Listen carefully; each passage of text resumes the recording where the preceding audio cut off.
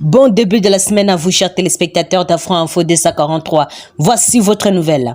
Un calme est de retour à Kwenda, un village du groupement Bukoma, situé à 13 km vers l'est de Kiwanja, sur la route Kiwanja-Ishasha, dans les territoires de Rutshuru. C'est après un accrochage entre le rebelle du 1-23 et les groupes de combattants hutu-rwandais de FDLR, toutes les heures d'après-midi de ce dimanche 23 juillet 2023. Des sources de la société civile du groupement de Bukoma rapportent un bilan de 2 enfants blessés par balle au cours de cet échange de tirs. Il y a 2 enfants qui ont été blessés et ils ont été touchés par des balles perdues lors de ces combats qui ont été signalés entre 13h jusqu'à tard vers 18h. Les 2 blessés ont déjà été transférés au centre de santé. Les combats ont débuté vers la vallée de Nkwenda avant de monter jusqu'au village, témoigne le président de la société civile de Bukoma. Notre source ajoute que quelques habitants qui se sont déplacés vers Kiseguro, environ 4 km au nord-est de Kwenda, et Kinyandoni au sud, regagnent déjà leur domicile depuis le matin de ce lundi. Les trafics également a repris sur l'axe routier Kiwanja-Ishasha, conclut notre source, écrit Mediacongo.net. La situation sécuritaire dans les territoires de Rutshuru en RDC est toujours alarmante. Les 1-23 groupes armés qui contrôlent la région depuis près de 8 mois a enlevé 11 personnes civiles dans la localité de Kigarama, village Burambu. Et ces personnes avaient décidé de quitter les camps, de déplacer à Kinyaruchinia en raison de la souffrance qui y règne. Et nous ignorons leur destination et demandons l'implication de l'EAC pour résoudre cette situation. De plus, dans ces mêmes territoires, plus de 5 personnes ont été enlevées par le RDF 1-23 vers Kichanga en direction de Kizimba et Bwiza. Jusqu'à présent, ces personnes, dont un chef local, n'ont pas été retrouvées et aucun signe de vie n'a été détecté. Ces méthodes d'enlèvement rappellent celles utilisées dans les années 90 pour prendre le pouvoir au Rwanda. La population civile avait alors été tuée et les pouvoirs en place déstabilisés. Le même acteur joue aujourd'hui ses films à Rutshuru, non pas comme les APR, mais comme les M23. Il cherche à créer un chaos qui mènera à la balkanisation sous la bénédiction de l'EAC et de la communauté internationale. Nous demandons au gouvernement congolais de multiplier les stratégies pour mettre fin à cette guerre le plus rapidement possible. En effet, c'est la population qui souffre dans les zones sous occupation de l'ennemi. La liberté d'expression et les droits de l'homme ne sont pas respectés. Nous demandons également des sanctions contre les autorités rwandaises impliquées dans la guerre et le massacre de l'Est de la RDC. Dans le territoire voisin de Massissi, depuis le début de la semaine passée, jusqu'à cette semaine, 37 personnes ont été élevées dans la chefferie de Bachali et ont porté disparu.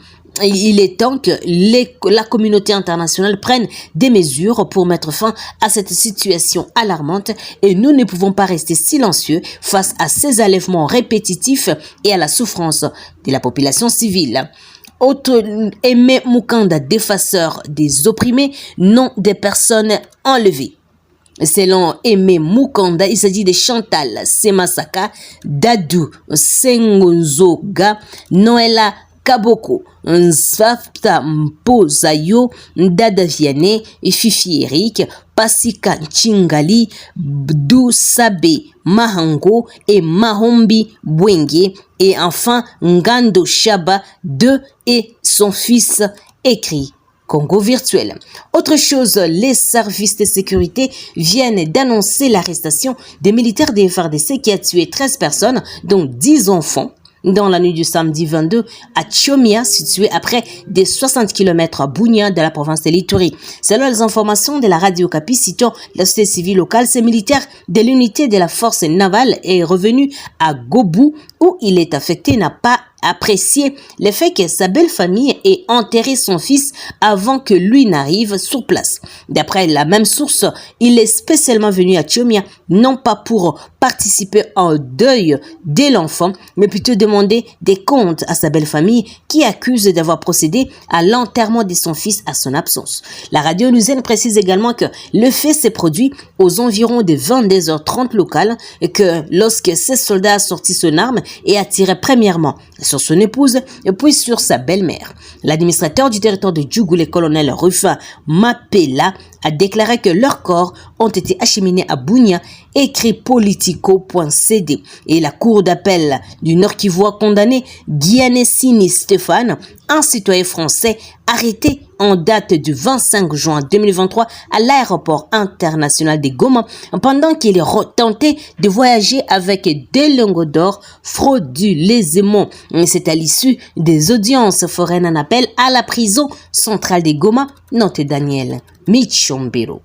Les forces armées de la RDC ont récupéré le dimanche 23 juillet la colline de Muhola, située dans le territoire de Lubero, au Nord-Kivu, et qui était sous contrôle d'une milice Maïmaï. La récupération de cette entité fait suite aux affrontements de la nuit du samedi à dimanche entre les éléments des forces armées de la RDC et les groupes miliciens Maïmaï sur la route Butembo-Mangurejipa. Et c'est ce qui renseigne une dépêche de l'armée signée par Anthony Mwalushai, qui est le porte-parole des opérations Sokola en Grand Nord. Selon la même source, à l'issue des combats, 4 miliciens Maïmaï ont été abattus par l'armée loyaliste. Les forces armées de la RDC occupent désormais la position des miliciens Maïmaïr à ériger sur la colline Muhola. C'était après un affrontement qui a duré plus de 20 minutes entre l'armée régulière et ses hors-la-loi. Outre la position récupérée, 4 Maïmaï ont été neutralisés et plusieurs effets militaires et policiers récupérés par les forces armées de la RDC, écrit le capitaine Anthony Mwalushai.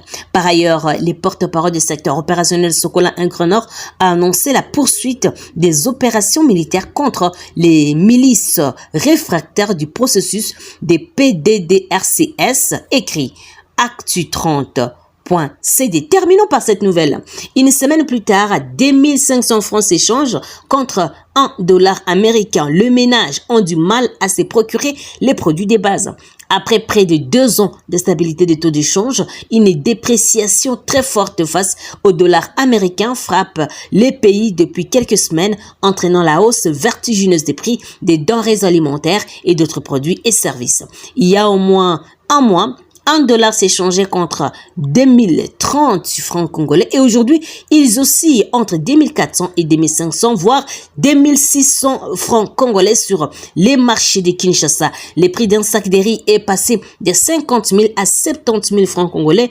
Une boîte de feuilles de manioc qui s'achetait à 1500 coûte dorénavant 3 000 francs. On ne sait plus quoi acheter et ces gens qui mangeaient 2 fois par jour ne se nourrissent qu'une fois. Et le ministre des Finances Nicolas Kazadi a annoncé le lundi 17 juillet courant des mesures urgentes prises par le gouvernement afin de stopper la surchauffe sur le marché des changes. Il a fait lors des briefings hebdomadaires axés sur la stratégie, inclusion financière et la situation des francs congolais. Parmi les mesures urgentes prises, l'argentier national a fait savoir que le gouvernement allait veiller à ce que les dépenses en cash soient limitées au strict minimum. Et Nicolas Kazadi a également déclaré que le gouvernement a décidé de proscrire tout paiement qui se fait au guichet de la Banque centrale du Congo. Ceci dans l'optique de privilégier la demande en francs congolais et de réduire celle en devises. Ce n'est pas tout. Autre mesure, le gouvernement s'est engagé à privilégier les paiements en francs congolais, impôts et taxes par les contribuables pour accroître la demande de la monnaie nationale afin de permettre à la BCC de renforcer les suivis et dépenses de trésorerie et aussi surveiller la qualité des dépenses publiques, a indiqué Nicolas Kazadi. Et ces mesures ont été rappelées à la dernière réunion du Conseil des ministres présidée par les chefs de l'État Félix Antoine Tshisekedi et la Banque centrale du Congo et l'inspection générale des finances, auquel on sait qu'il les concerne et de veiller à l'application stricte de toutes ces mesures. Et le Premier ministre a été instruit de suivre la mise en œuvre de cette mesure. Chers téléspectateurs d'Afro Info 243, merci pour votre fidélité et de nous avoir suivis jusqu'à la fin. N'oubliez pas de vous abonner, d'aimer et aussi de partager. Je suis Santi Chisenga depuis la province de l'Ituri pour Afro Info 243. Au revoir.